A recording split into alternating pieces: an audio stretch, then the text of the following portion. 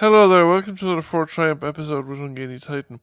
And there's been a number of changes in this, so we're now up to update, 0.10.5.1. So the 10.5 update has been a major changes, and they've added customized heroes to the different factions. So each faction now has its own hero type. Tactical AI abilities, they have major improvements in the AI. So, for example, enemy no longer slow already slowed units. They'll use area of effect spells better and explosions and stuff like that. So I have actually noticed some of that already, particularly with Goblin Bombers. They've improved AI range behavior and positioning. They've reduced aggressiveness, so avoided taking on disadvantageous battles.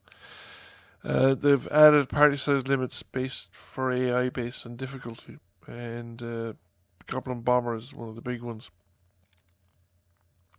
One of the ones that they've noticed, that I've noticed in particular, is that they've changed the speed on paladins. It's sort of noticeable by not noticing it. They've increased the speed of the paladin by 1. They've also increased the speed of the mage. Now, the thing is that I normally get very frustrated by the paladin's lack of mobility. And I noticed that I had not been doing so in the current iteration. They reduced the savage's speed by 1, and to be honest with you, I didn't really notice. They did increase the speed of the skeleton militias, and I did get caught by underestimating how much skeleton militias could move by. And they've the human town upgrade, the specific human upgrade of Telekinesis Summer Camp, has been removed. It's now faction passive skill, so every faction has its own passive skills. I think they replaced the Telekinesis one with the Kindergarten upgrade, which they had, I think, in one of the iterations. I know I've played with it slightly before this, but essentially it means a human unit, once it has the Kindergarten upgrade trained, will retaliate when a melee unit comes up and slaps it. Quite a few other tweaks and fixes and changes, probably most of them too many to list, but I'm going to go through just to show you some of the major changes that have been made.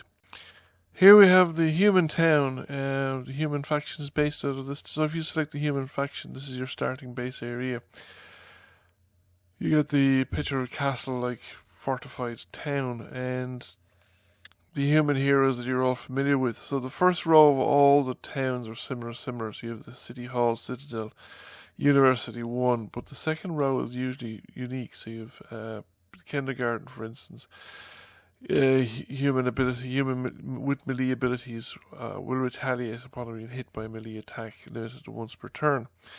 The guild stuff is common to all the guild's factions, so every faction gets the same guild abilities, but they get their own unique faction abilities as well. And here we have the human heroes that you're familiar with: the mage, the paladin, the ranger, and the savage. Now we have the Restful Dead faction, and again their town has its own unique iconography. The Restful Dead heroes are kind of familiar because they've been in the game since the start, but they have the same customization. I mean, the colours I think have been reduced but made sharper. Same abilities as the heroes have this common abilities across the whole system in terms of what you upgrade, what you spend experience on, but I think they have different passive abilities. Again, you see the unique upgrades for the undead. They have different sort of stuff. Overwatch becoming more resilient, various other things. They get their own unique upgrades. Again, the guild stuff is going to be exactly the same across the two factions. Now we see the Yak Scuffle Goblins. This is the Goblin Town, and we will see that they have their own unique upgrades and abilities. And this part is new. They'll have their own hero icons, so their own distinct heroes, so they will look differently. So there you have the Mage and the Savage as part of your starting party, and you have the other starting party with the Paladin and the Ranger. So this is what the Goblin party will look like, and again the town will have its own unique goblin-y upgrades. So again, you have creatures that you can get in the Goblin Town. So I think this has been the same for quite a while, but you get your heroes will look like the new heroes, and then the first row again is the same, but you have the Spikes Factory Gym 1. Now Gym 1 is something similar to the humans, get something similar, but you get other stuff that's completely unique. The farmers market will give them extra beat coins, I think, that nobody else gets, so they can generate a bit more, so probably have more parties and various other things like that. Last but not least, you have the Forest Utopia, and the Forest Utopia town again looks like that, and I think that's been, well, again, that particular town icon's been around. But the Forest Utopia heroes are new, and they're based off of the trolls. So here you're getting the mage and the savage, and the other party will be the what do you call it, the paladin and the ranger. In here we have them here again, and so that's what your paladin will look like by default, and the ranger will be the next character by default. And again, you have some limited ability to customize these characters. And the Forest Utopia town again will have its own. You have the creature areas, again the same as normal. You'll have the heroes that you can buy, and then you have the buildings, and you have the normal buildings, and then you have the unique buildings. So refractive skin sounds like a good one, or I don't know, reflex training. There's Magic Distilleries actually looks like a really interesting one. It looks like the only faction that can generate magic without conquering a magic generating location, which could be quite useful. And if you have finished up playing, or find yourself playing kind of long attritional type games with the AI. None of these changes have drastic effects. I mean, the gameplay is pretty much the same as it's been playing all along, but it does make noticeable differences to the balance of encounters, the way encounters play out, and maybe to your tactical response to encounters. And some things, for instance, I noticed more by, should we say, the absence of them rather than the presence of them. For instance, the +1 to the paladin's movement. I noticed it by virtue of the fact that I was less frustrated with paladins in the course of my tactical combats than I had been at other times. I also got caught out of the battle by the mobility of the skeleton militia. Again, their mobility was increased. Not a huge amount, but it was enough to make a difference, or to make a noticeable difference in the game. And I suppose I didn't experience, I have 3 games played. On average, they play around 2 to 2.5 hours. I didn't experience no, I've only played it at classic difficulty, so I haven't tried it at legendary. But as I was saying, I didn't experience the Wrath of God type failure mode that I'd experienced in earlier games, in the previous editions or previous iterations of this game, where I'd been playing it, particularly at legendary level, where in week 1 the AI would arrive out with like 20 units in a party, and it'd be completely unstoppable, and sometimes it would hit your party when you were close to the border. At the border you were close to it. They just literally appear out of the fog of war. Kill your party, take your town, kill your second party on the way out, and it's game over before the first week's over. That didn't happen. The closest I had to it was I think it was into week 2, started week 3. I was playing the Goblin faction, and what do you call it? The enemy party came out. Now I saw them coming, so I was able to evade them with my parties. Now I didn't have a lot of room, and I wasn't sure that my party would avoid them. They came in, and it was way too strong for me to attack. They attacked my town, and they actually captured the town. But I did manage to weaken the enemy party, and they did leave a garrison. Now, I was very unfortunate with the town. I think it might have been the end of week 3, possibly, because they arrived in the town just when they took the town. The next turn, the creature spawned, so they were able to garrison my town with creatures that had just spawned, so they had a whole bunch of extra defences. So the town defences were actually quite strong. But the party came out. I may have left them alone for a turn or two. They may have had another fight. But I did tackle them, and I was able to beat them, but with losses. I lost a hero. I think I had a 3-hero party. I went in, finished up with a 1-hero party, but I beat the AI's major party. The problem now was that I had 2 remaining parties. I had a weak party and weakish heroes. They weren't... so the party that beat the enemy, the AI party, had fairly advanced heroes, whereas I had a party now that had 2 not as experienced heroes and 1 quite experienced hero, but there were 3 parties, and I had no critters, no way of getting any individual new creatures into the party. And I couldn't retake my town.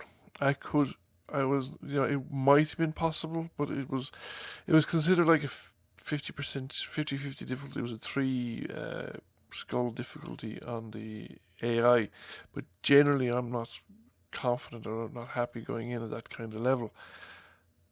But if I could unite my 2 parties and I could disband the party, I reckon I could have retaken the town. So I kind of gave up in frustration. It was late anyway, and I didn't continue on that game. I did mention it in feedback to them, and the response I got back from the development team was that they don't allow the abandonment of parties at the moment because it's just such an expensive resource that they don't want new players accidentally throwing away 400 Bitcoins essentially to abandon a party. Now, that's fair enough. I think it probably should come with suitable warnings and caveats.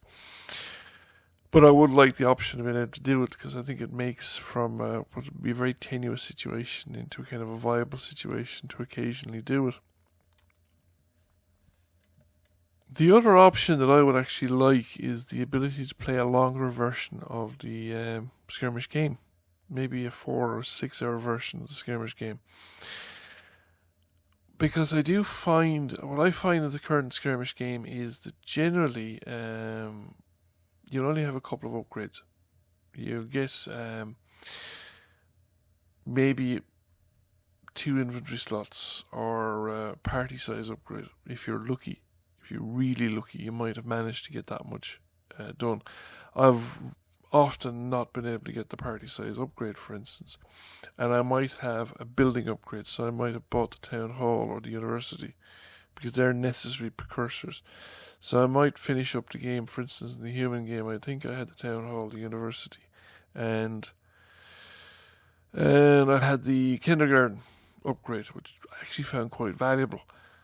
But and I think I may have had 2 slots. I'm not 100% sure that I had 2 slots, but I think the only guild upgrade I had probably was the 2 slots in the inventory. And I'd love to. And also the team, the characters are only kind of halfway upgraded. They had covered the bottom 2 rows of the tick tree. They were up into they were about ready maybe to get into a top level upgrade, but they had none of the characters had reached the top level upgrade. And I would just like the ability to have a slightly longer game that I could actually have to play with the toys, to try out battles with the various levels of faction buildings completed, and maybe finish up with a battle where out of all the faction level buildings completed, and out of all the faction out of all my heroes fully upgraded, all the faction abilities, all the guild abilities, and just take on an enemy in a boss fight, like a big hub battle, a big town battle, where I was coming out with my party of 4 with just all the buttons dialed up to 11, just to see what that kind of combat would be like. And in the current system, it's very unlikely that the game will last long enough. And either way, either you will win or the AI faction will win in the current situation, long before you get to all those upgrades done. And it's just, I always found it a little frustrating to have toys in the toy box, so to speak, that I don't get to play with. I think it could easily be done if they just allowed bigger map sizes, because I think the maps are just procedurally generated out of core building blocks. So you have each little province, like they're all similar, they're little blocks of terrain, and there's a town, there's a few Bitcoin farms, there's a few creature villages that'll generate creatures. There's a sort of random selection of treasures guarded by whatever, and there may or may not be a magic extractor, and usually these things are strongly defended.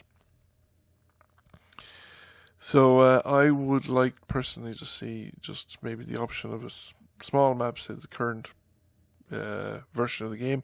A large map would be, I don't know, 3 times as big as the current game. So current game might have 2 to 4 provinces. So a medium map might have 6 to 8 provinces. A large map might have 10 to 12 provinces, something along those lines.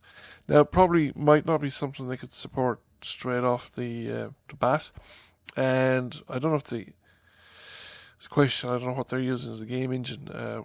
Whether the game engine will support it. I presume they're using Unity, but I don't know. I think they're using Unity, isn't it? It says in the starting credits. Yes, it is made with Unity. Just first thing that actually comes up on the screen when the game launches. So I presume it's doable. But then, like everything in software, everything is doable if you have the time and resources to put into it.